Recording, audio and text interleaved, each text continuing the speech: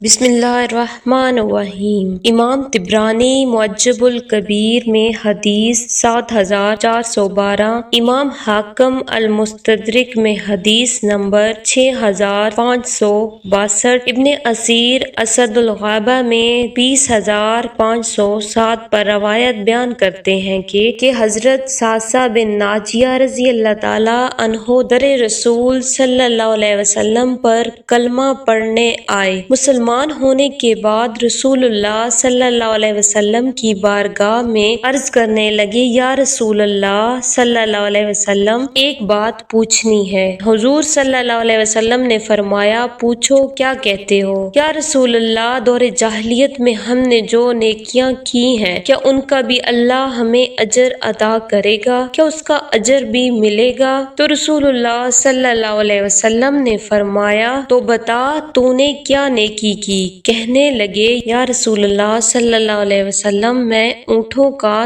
تاجر ہوں، میرے پاس کافی اونٹ تھے۔ حضرت صعصع رضی اللہ تعالیٰ عنہ، ایک دفعہ میری 10 ماہ کی 2 گابن اونٹنیاں گم ہو گئیں، چنانچہ میں اپنے ایک اونٹ پر سوار ہو کر ان کی تلاش میں نکل پڑا۔ اسی دوران مجھے کھلے میدان میں 2 کمرے نظر آئے۔ میں ان کی طرف بڑھنے لگا اور 2 کمروں میں سے ایک کمرے میں ایک عمر رسیدہ بوڑھا شخص ملا، تو میں نے ان سے کہا، کیا آپ نے 2 گابن اونٹنیاں دیکھی ہیں؟ اس کے جواب میں اس بوڑھے نے کہا، ان 2 اونٹنیوں کی نشانیاں کیا ہیں؟ میں نے کہا، ان پر بنی دارم یعنی بنی دارم حضرت صعصع رضی اللہ تعالیٰ عنہ کے قبیلے کا نام تھا۔ میں نے کہا کہ ان پر بنی دارم کی علامت لگی ہے۔ اس پر اس نے کہا، ہمیں آپ کی 2 اونٹنیاں ملی ہیں، ہم نے ان کے بچے جنوائے اور ان کی دیکھ بھال کی، اس کے بعد ان کی دیکھ بھال ہم نے کی ہے، اور اللہ تعالیٰ نے ان کے ذریعے تمہاری قوم عرب کے قبیلے مظہر کے ایک گھر کو خوشحال کر دیا ہے۔ وہ بوڑھا شخص مجھ سے محو گفتگو تھا۔ اسی دوران ایک عورت نے دوسرے کمرے سے آواز دی، بچہ جننے والی نے بچہ جن دیا ہے۔ جس عورت کے ہاں بچے کی ولادت ہونی تھی، اس کے ہاں بچے کی ولادت ہو چکی تھی۔ یہ سن کر اس بوڑھے نے کہا، کیا جنا ہے؟ اگر لڑکا پیدا ہوا تو ہمارے ساتھ ہماری قوم میں شریک ہوگا، اور اگر لڑکی ہوئی تو اس کو دفن کر دوں گا۔ اس کے جواب میں اس عورت نے کہا، لڑکی ہے۔ میں نے کہا، یہ زندہ درگور ہونے والی بچی کون ہے؟ اس بوڑھے نے کہا، میری بیٹی ہے۔ میں نے کہا میں تم سے اس بچی کو خرید لیتا ہوں۔ اس بوڑھے نے کہا، کیا تم مجھ سے یہ کہنا چاہتے ہو، کیا تم مجھے اپنی لڑکی بیچو گے؟ حالانکہ میں نے تمہیں بتا دیا ہے کہ میں عرب کے قبیلے مظہر کا آدمی ہوں، گویا یہ ہماری شان کے خلاف ہے کہ ہم اپنی لڑکی کو بیچ دیں۔ حضرت صعصع رضی اللہ تعالیٰ عنہ کہتے ہیں کہ میں نے کہا، میں تم سے تمہاری لڑکی کو بطور ملکیت نہیں خرید رہا، بلکہ میں تو صرف اس کی روح خرید رہا ہوں کہ تم اس کو قتل نہ کرو۔ اس بوڑھے نے کہا، کتنی قیمت میں خریدو گے؟ میں نے کہا، میں اپنی ان 2 اونٹنیوں اور ان کے دونوں بچوں کے عوض اس بچی کی روح کو خریدتا ہوں۔ اس بوڑھے نے کہا، کیا تم اپنے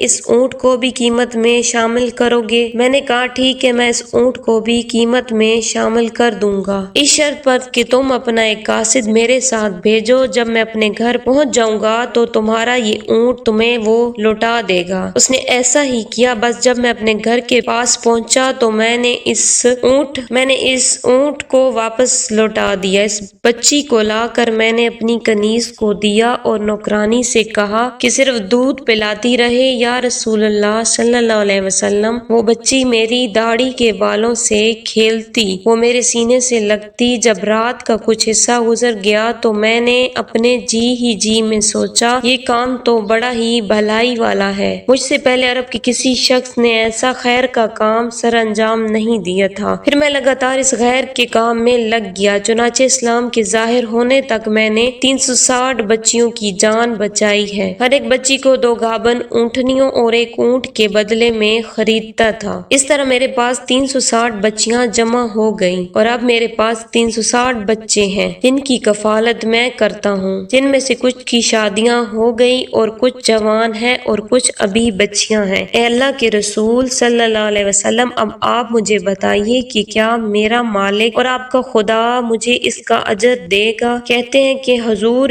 اکرم صلی اللہ علیہ وسلم کا رنگ بدل گیا، داڑھی مبارک پر آنسو گرنے لگے، مجھے سینے سے لگایا، میرا ماتھا چوم کے فرمانے لگے، یہ تجھے اجر ہی تو ملا ہے کہ رب کریم نے تجھے دولت ایمان عطا کر دی ہے۔ رسول اللہ صلی اللہ علیہ وسلم فرمانے لگے، یہ تو تیرا دنیا کا اجر ہے اور تیرے رسول کا وعدہ ہے کہ قیامت کے دن رب کریم تمہارے لیے اپنے خزانوں کے منہ کھول دے گا۔